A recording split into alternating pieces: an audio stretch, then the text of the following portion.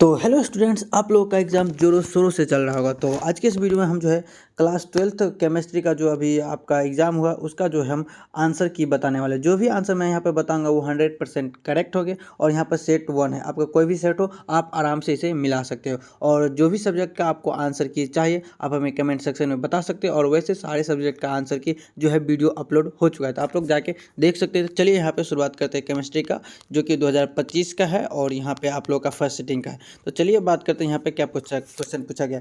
पिंड केंद्रित घनाकार इकाई सेल में परमाणु की संख्या होती है। यहाँ पे ऑप्शन दिए 2, 3, 4, 12। तो यहाँ पे आपका जो है पिंड केंद्रित घनाकार इकाई सेल में परमाणु की संख्या जो होती है वो कितनी होती है? 2 होती है, जो कि ऑप्शन नंबर ए में दिया हुआ। A will be right answer for this question.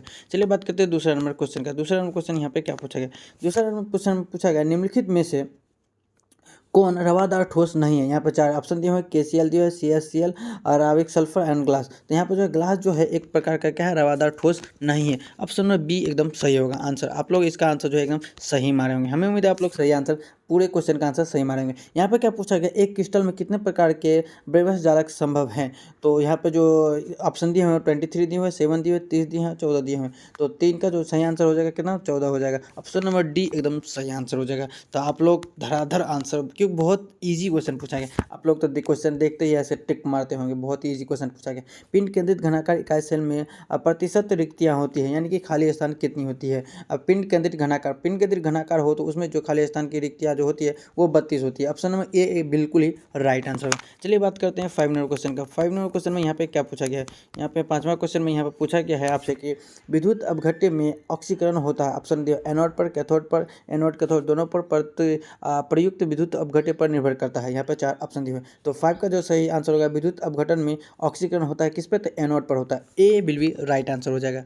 चलिए बात करते हैं 6 नंबर क्वेश्चन का। 6 नंबर क्वेश्चन में क्या पूछा गया? 6 में पूछा गया है कि 32 ग्राम ऑक्सीजन को मुक्त करने के लिए विद्युत की कितनी मात्रा की आवश्यकता होगी? आपको ऑप्शन दिया हुआ 1 फ्राइडे, 2 फ्राइडे, 4 फ्राइडे, 3 फ्राइडे। तो जो 6 का जो सही आंसर हो जाएगा, 32 ग्राम ऑक्सीजन को मुक्त करने के लिए जो रिक्वायर होती है 1 फ्राइडे की रिक्वायर होती है। ऑप्शन में ए विल बी राइट आंसर हो जाएगा। चलिए बात करते हैं 7 नंबर क्वेश्चन। 7 नंबर क्वेश्चन पूछा है कि जंग है क्या है? चूर्ण लोहा का है, फेरस ऑक्साइड का है, फेरिक ऑक्साइड का है। यहाँ पे 4 ऑप्शन दिए हुए थे। तो 7 का जो सही आंसर हो जाएगा जलयोजित ferric oxide. Option number D सही आंसर हो जाएगा 7 का। चलिए बात करते हैं नेक्स्ट क्वेश्चन का। तो आप लोग एक बार जो है हमें कमेंट सेक्शन में ये बताइए कि आप लोगों ने जो है कितने क्वेश्चन का आंसर बिल्कुल ही सही किया है। और चैनल पर नहीं होगा चैनल को सब्सक्राइब जरूर कर लीजिए। यहाँ पूछा गया निम्न सेल का विद्युत वाहक बल का मान होता है। विद्युत वाहक बल का मान क्या होता है? यहाँ पे ऑप्शन दिए हुए हैं, 4 ऑप्शन दिए हुए हैं। मैं इसको थोड़ा सा साइड कर देता हूँ, चलो हटा देता हूँ। यहाँ पे 4 ऑप्शन दिए हुए हैं, ठीक है, मैं छोटा करता हूँ। यहाँ पे ऑप्शन दिए हुए हैं और यहाँ पूछा गया विद्युत सेल की विद्युत वाहक का बल का मान कितना होता है? यहाँ पे ये समीकरण दिया हुआ है और इसका भी मान यहाँ पे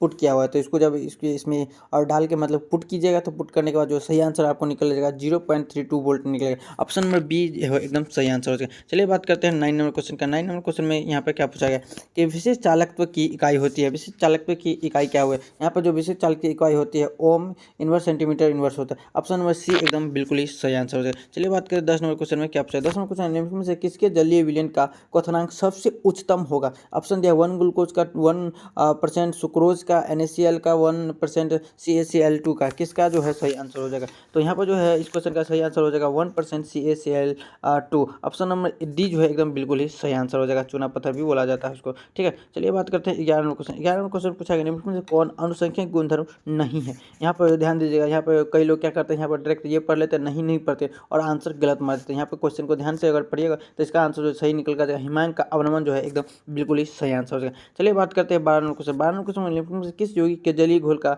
प्रासरणीय दाब सामान्य होता है? यूरिया का होता है, साधारण लवण का होता है, ग्लूकोज का होता है, सुक्रोज का होता है। तो 12 का जो सही आंसर साधारण लवण का जो है जलीय घोल का प्रासरणीय दाब सामान्य होता है। ऑप्शन नंबर बी एकदम बिल्कुल ही सही आंसर हो जाएगा। चलिए बात करते हैं 13 नंबर क्वेश्चन। 13 नंबर क्वेश्चन पूछा गया है कि वह विलयन जो रॉल्ट के नियम से धनात्मक या ऋणात्मक विचलन दर्शाता है उसे कहा जाता है? आदर्श का विलयन कहा जाता है, वास्तविक विलयन कहा जाता है, कोलाइट का विलयन कहा जाता है, या फिर आदर्श का विलायन कहा जाता है? क्या कहा जाता है? तो जो C113 13 का जो सही आंसर हो जाएगा आदर्श का विलेन, ऑप्शन में ए बिल्कुल ही राइट आंसर हो जाएगा। चलिए बात करते हैं नेक्स्ट क्वेश्चन का। नेक्स्ट क्वेश्चन में यहाँ पे क्या पूछा गया, 14 नंबर क्वेश्चन में क्या पूछा गया, 14 नंबर क्वेश्चन में क्या पूछा गया, 14 नंबर क्वेश्चन पूछा गया है कि संप्रासरणी विलेन का बराबर होता है, मतलब संप्रासरणी विलेन के बराबर कौन सा होता है। यहाँ पे प्रासरणी दाब होता है, वाष्पदाब होता है, वाष्पदाब का आपेक्षिक अवनमन होता है, क्वथनांक का अनियन होता है।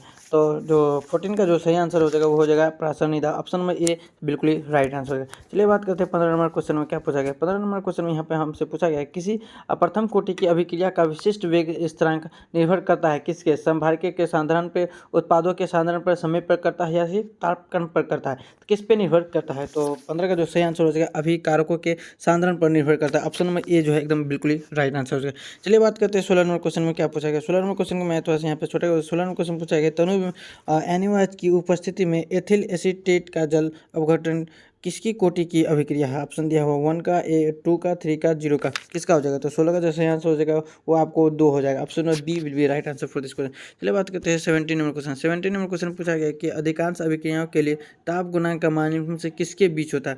1 3 के लिए, 2 3 के लिए, 1 4 के लिए, 2 4 के लिए।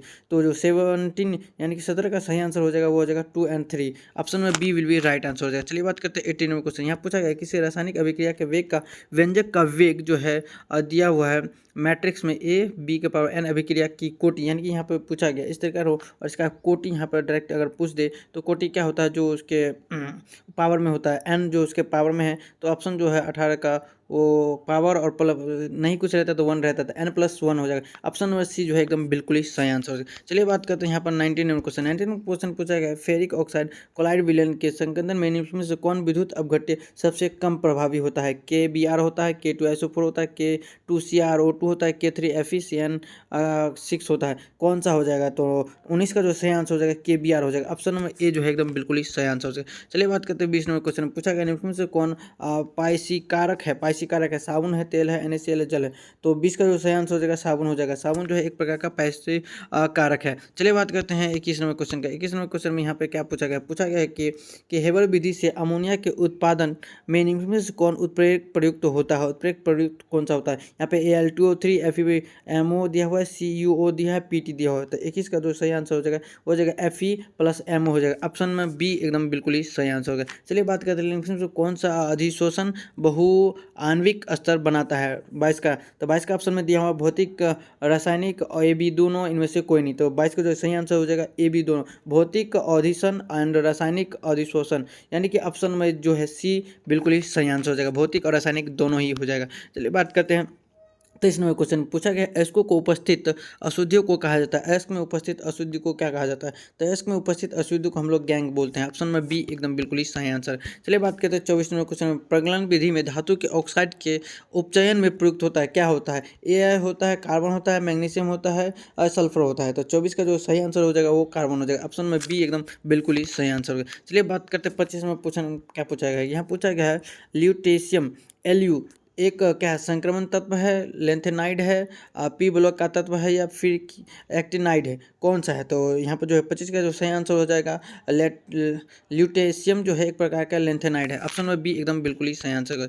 चलिए बात करें 26 में क्वेश्चन पूछा गया 3D संक्रमण श्रेणी में किस परमाणु संख्या वाले तत्व है, यानी किस परमाणु संख्या वाले तत्व 22 से 30 के या फिर 21 से 30 के या फिर 21 से 31 के, कौन से यहाँ पे जो है परमाणु संख्या वाले तत्व है। तो यहाँ पे जो 26 का जो हो जाएगा वो 21 से 30 जो है एकदम बिल्कुल ही सही आंसर है। चलिए बात करते हैं 27 नंबर क्वेश्चन में क्या पूछा गया है। पूछा गया निम्नलिखित समीकरण द्वारा व्यक्त धातु के अशुद्धिकरण की विधि को क्या कहा जाता है। यहाँ पे एक प्रकार का क्या है दिया हुआ है, उसको हम लोग क्या बोलते हैं, पॉलिंग कहते हैं, वेंग बोलते हैं, प्रच्छेद शोधन बोलते हैं। यहाँ पे 4 ऑप्शन दिए हुए, तो जो 27 का जो सही आंसर हो जाएगा वेग आकलन हो गया जाएगा, ऑप्शन नंबर सी एकदम बिल्कुल ही राइट आंसर है। चलिए बात करते हैं 28 नंबर क्वेश्चन पूछा गया निम्न से कौन धातु विद्युत अपघट्य से प्राप्त नहीं होता है, कौन प्राप्त नहीं होता है। तो इसमें जो है प्राप्त नहीं होने वाला कौन सा, वो हो जाएगा आयरन हो जाएगा। Fe जो है एक प्रकार सोडियम होता है प्राप्त, मैग्नीशियम भी होता है, एल्युमिनियम भी प्राप्त होता है, सोडियम Fe लोहा जो है एक प्रकार का वो धातु विद्युत अपघट्य से प्राप्त नहीं होता यहाँ पर पूछा गया। तो आयरन जो है एक प्रकार का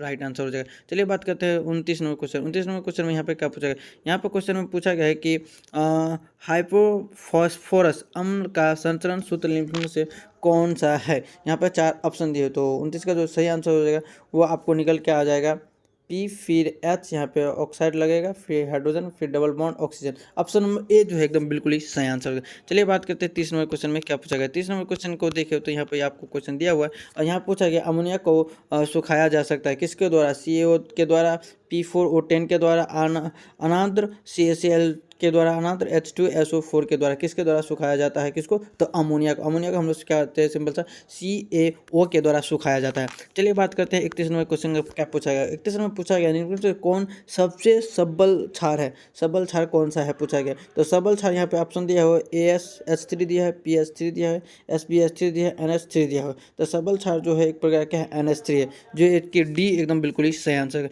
बात करते हैं 32 नंबर क्वेश्चन। 32 नंबर क्वेश्चन में यहाँ पे क्या पूछा गया, SO3 में S का संक्रमण होता है किस प्रकार का, sp2 होता है, sp3 होता है, sp3d2 होता है, sp3d होता है। तो कौन सा हो जाएगा, इसमें हो जाएगा sp2 हो जाएगा। ऑप्शन नंबर ए जो है एकदम बिल्कुल ही सही आंसर है।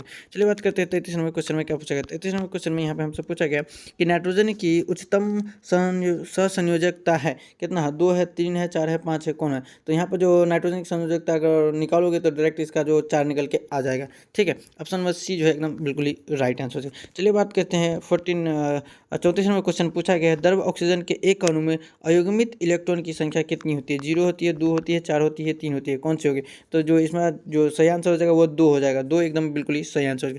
चलिए बात करते हैं 35 नंबर क्वेश्चन। 35 नंबर क्वेश्चन पूछा गया है, वायुमंडल में सबसे प्रचुर मात्रा में पाया जाने वाला उत्कृष्ट गैस कौन सा है। तो ये सारे बच्चों को पता है कि आर्गन जो है सबसे प्रचुर मात्रा में पाया जाने वाला उत्कृष्ट गैस है। चलिए बात करते हैं 36 नंबर क्वेश्चन। 36 नंबर क्वेश्चन पूछा गया निम्नलिखित में से कौन ऑक्साइड अणुचुंबकीय है। यहाँ पे 4 ऑप्शन दिए है, SO2 है, SO2 है, CO2 है, ClO2 है, SiO2 है। तो 36 का जो सही आंसर हो जाएगा SlO2, यानी कि ऑप्शन नंबर बी जो है एकदम बिल्कुल ही सही आंसर हो जाएगा। चलिए बात करते हैं 37 नंबर क्वेश्चन। निम्नलिखित में से कौन आयन प्रति चुंबकीय है। यहाँ पर Cr2+ दिया हुआ, V2+ दिया हुआ, Ti3+ दिया है, Sc3+ दिया हुआ। तो यहाँ पर जो सही आंसर हो जाएगा 37 का सही आंसर निकल के आ जाएगा Sc3+। ऑप्शन नंबर सी जो है एकदम बिल्कुल ही सही आंसर हो जाएगा। चलिए बात करते हैं 38 नंबर क्वेश्चन। 38 नंबर क्वेश्चन पूछा गया, कॉपर जेड का मान दिया है 29, इलेक्ट्रॉनिक विन्यास, इसका इलेक्ट्रॉनिक विन्यास यहाँ पे सिंपल सा फाइंड आउट करोगे। तो जब इसका इलेक्ट्रॉनिक विन्यास जो है इसको निकालोगे तो निकल के आ जाएगा आर्गन 3d10 और 4s1।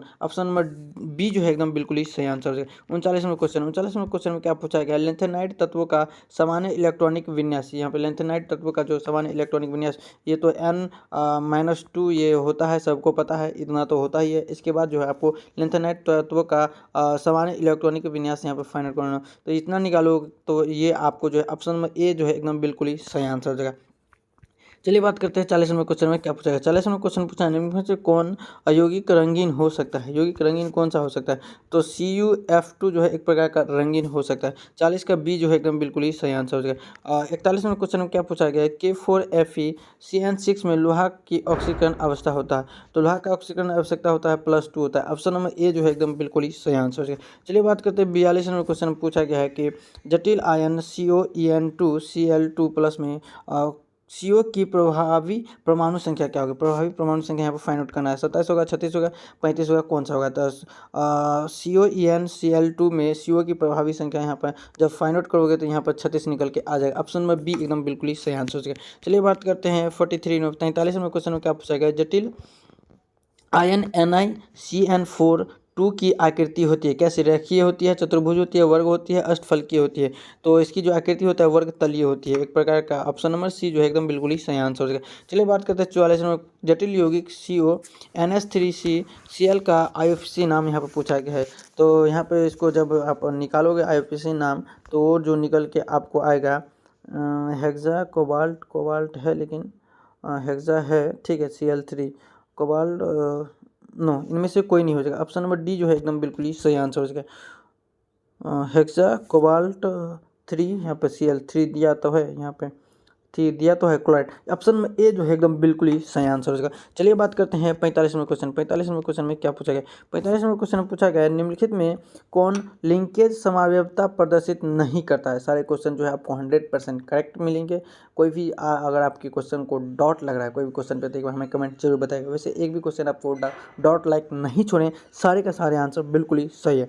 चलिए बात करते हैं 45 नंबर क्वेश्चन में क्या पूछा गया, निम्नलिखित में लिंकेज समावयवता प्रदर्शित नहीं करता है कौन। यहाँ पे ये ध्यान दीजिए, यहाँ पर नहीं लिखा है या फिर ये नहीं काट के डायरेक्ट ऐसा लिखा है। तो नहीं लिखा है तो देख के आंसर टिक मारिएगा। तो यहाँ पर जो है NO2 है, CN है, SCN है, यहाँ पे NH3 अमोनिया जो है एकदम बिल्कुल ही सही आंसर हो जाएगा। चलिए बात करते हैं 46 नंबर क्वेश्चन। 46 नंबर क्वेश्चन, ये इस क्वेश्चन का आंसर कोई तुक्का भी मारा होगा तो सही मारा होगा, क्योंकि वहाँ पर ज़्यादातर लोग देखते हुए कि कौन सा डिफरेंट है, वो डिफरेंट दिख रहा था NH3 अमोनिया जो कि अलग था। चलिए बात करते हैं 46 नंबर क्वेश्चन। प्राइमरी एमीन के साथ एल्कोलाइट KOH की उपस्थिति में क्लोरोफॉर्म की अभिक्रिया को कहते हैं कौन सा? जल अपघट्य बोलते हैं, अपचय बोलते हैं, कौन सा बोलते हैं? तो यहाँ पे 46 का जो सही आंसर हो जाएगा कार्बेलिएमीन अभिक्रिया, ऑप्शन नंबर जो है डी एकदम बिल्कुल ही सही आंसर हो जाएगा। चलिए बात करते हैं 47 नंबर क्वेश्चन। 47 नंबर क्वेश्चन में यहाँ पे क्या पूछा गया? यहाँ पे 47 नंबर क्वेश्चन को देखे तो यहाँ पूछा गया इनमें से कौन क्लोरल है। क्लोरल यहाँ पे पूछा गया, क्लोरल कौन सा होगा? तो क्लोरल जो है यहाँ पे CCl3COH है, ये नहीं होगा। CCl3CCH3 ये भी नहीं होगा। CCl ये भी रॉन्ग है। ये CCl3CH2OH, ऑप्शन नंबर डी जो है एकदम बिल्कुल ही सही आंसर है। चलिए बात करते हैं 48 नंबर क्वेश्चन पूछा गया निम्न में से किसका शून्य द्विध्रुव आघूर्ण है? द्विध्रुव आघूर्ण शून्य किसका है? तो द्विध्रुव आघूर्ण शून्य जो है वो CH3 का है, ऑप्शन नंबर डी है एकदम बिल्कुल ही सही आंसर। चलिए बात करते हैं 49वें क्वेश्चन पूछा गया है। क्या पूछा गया है कि मेथ एथ प्रोप ब्यूट दिया हुआ है तो butane double bond single bond करके CH3 और Cl दिया हुआ है। तो यहाँ पे जो है इसका जो सही आंसर निकल के आएगा सेकेंडरी ब्यूटिल क्लोराइड हो जाएगा, ऑप्शन नंबर डी एकदम बिल्कुल ही सही आंसर हो जाएगा। चलिए 50 नंबर क्वेश्चन में क्या पूछा गया? 50 नंबर क्वेश्चन में क्या पूछा गया? क्लोरोफॉर्म एक प्रकार का क्या है? तो क्लोरोफॉर्म एक प्रकार का जो है टेट्रा हेलोजन युक्त व्यक्ति पत्र है, ऑप्शन नंबर डी जो है एकदम बिल्कुल ही सही आंसर है। चलिए बात करते हैं 51वां क्वेश्चन पूछा गया है कि अल्कोहल का सामान्य सूत्र यहाँ पूछा गया। तो ये सभी को पता होगा कि अल्कोहल का जो सामान्य सूत्र जो होता है वो आपको ऑप्शन में दिया हुआ है। ऑप्शन में दिया ही नहीं है, यहाँ पे ऑप्शन नंबर डी हो जाएगा। इनमें से सभी जो है एक एल्कोहल का सामान्य सूत्र हो जाएगा। क्यों? क्योंकि यहाँ पे देख सकते हैं एल्कोहल में सिंबल से क्या होना चाहिए? OH होना चाहिए, OH होना चाहिए, OH होना चाहिए। ठीक है, यहाँ पे बॉन्ड ट्रिपल बॉन्ड दिए हुए कोई दिक्कत नहीं, डबल बॉन्ड दिए हुए, सिंगल बॉन्ड भी दिए हुए तो कोई दिक्कत नहीं, यानी कि सभी जो है इनमें से क्या है? एल्कोहल है, तो इसमें से ऑल सभी हो जाएगा। ठीक है, चलिए बात करते हैं 52 नंबर क्वेश्चन का। 52 नंबर क्वेश्चन में क्या पूछा गया? अनुसूत्र CH4C10 के कितने समावयवी अल्कोहल हैं? कितने समावयवी अल्कोहल है? तो जो है ये जो है समावयवी 8 जो है एक प्रकार के C4H10 में अल्कोहल है, ऑप्शन नंबर डी एकदम बिल्कुल ही सही आंसर हो जाएगा। चलिए बात करते हैं 53 नंबर क्वेश्चन में क्या पूछा गया है कि अम्लीय K2Cr2O3 के द्वारा ऑक्सीकरण से मेथिल अल्कोहल देता है। मेथिल अल्कोहल कौन देता है? मेथिल अल्कोहल जो है HCOOH देता है, ऑप्शन नंबर सी जो है एकदम बिल्कुल ही सही आंसर हो जाएगा। चलिए बात करते हैं 54 नंबर क्वेश्चन में क्या पूछा गया है कि डाइएथिल ईथर का दवा के रूप में उपयोग होता है।